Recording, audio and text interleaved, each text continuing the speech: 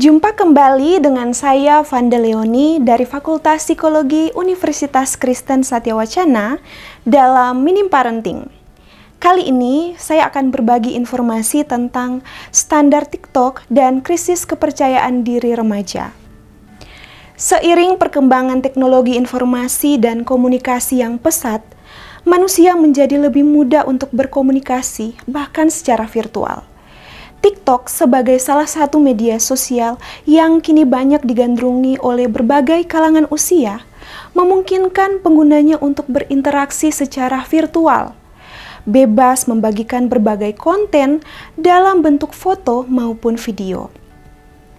Bahkan, berdasarkan riset dari We Are Social tahun 2024, Indonesia menjadi negara dengan jangkauan TikTok kedua terbanyak setelah Amerika Serikat, dengan rentang usia pengguna terbanyak adalah remaja. Karena aplikasi ini digunakan oleh banyak orang dari berbagai usia, ada potensi munculnya konten yang bisa berdampak negatif di platform tersebut, terutama remaja yang merupakan masa transisi dari masa kanak-kanak menuju usia dewasa. Belum tercapainya stabilitas dalam pandangan dan pemikiran bisa menjadi ancaman bagi perkembangan mental remaja.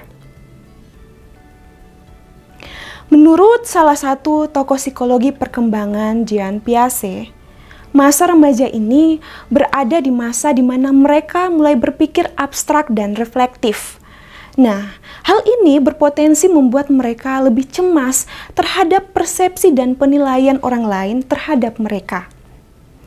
Nah, perlu dilihat bahwa krisis kepercayaan diri remaja yang disebabkan oleh TikTok ini seringkali berkaitan dengan tekanan untuk memenuhi standar kecantikan atau gaya hidup tertentu yang banyak ditemukan di platform tersebut.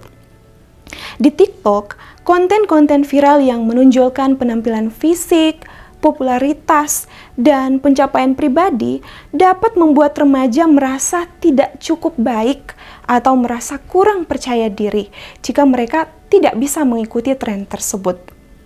Lalu, selain itu, algoritma TikTok cenderung memprioritaskan konten yang memiliki jumlah interaksi tinggi, seperti jumlah likes dan komentar, yang bisa saja memperburuk rasa tidak aman remaja jika mereka merasa konten mereka itu tidak mendapatkan perhatian yang sama. Hal ini tentu saja bisa memperburuk perasaan mereka tentang diri mereka sendiri, karena mereka seringkali membandingkan diri dengan orang lain yang terlihat sempurna atau sukses. Krisis kepercayaan diri ini juga dapat dipicu oleh cyberbullying atau komentar negatif yang mungkin diterima remaja melalui platform tersebut, yang mempengaruhi cara mereka melihat diri sendiri dan berinteraksi dengan orang lain. Semua faktor ini berpotensi mengganggu perkembangan mental remaja, bahkan memperburuk perasaan cemas atau depresi.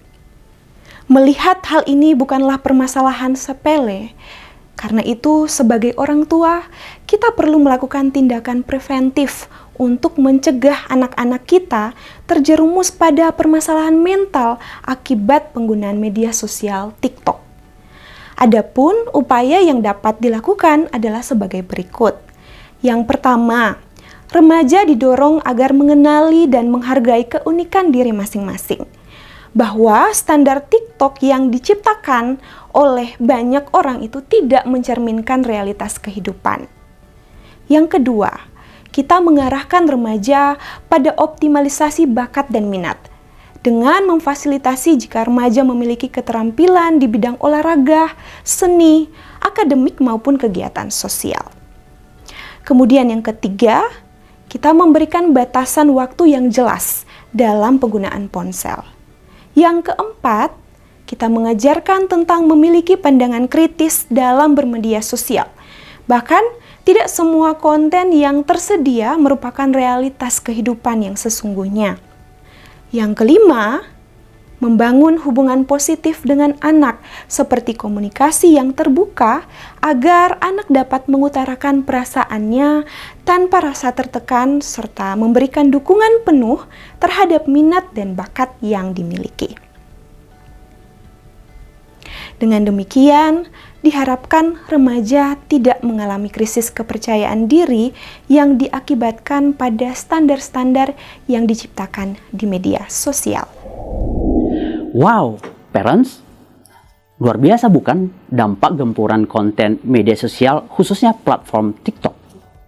Dampaknya berpotensi mengganggu perkembangan mental dan memperburuk perasaan cemas atau depresi pada anak remaja kita. Nah, sebagai orang tua, kita mesti waspada nih. Kita wajib menanamkan nilai-nilai rohani kepada anak agar dapat menyaring setiap konten dari lensa iman Kristiani dengan cara pertama, menanamkan nilai tentang memuliakan Tuhan dengan menjaga tubuh dan pikirannya. Karena tubuh dan pikiran adalah bait Allah dalam 1 Korintus pasal 6 ayat 19 dan 20.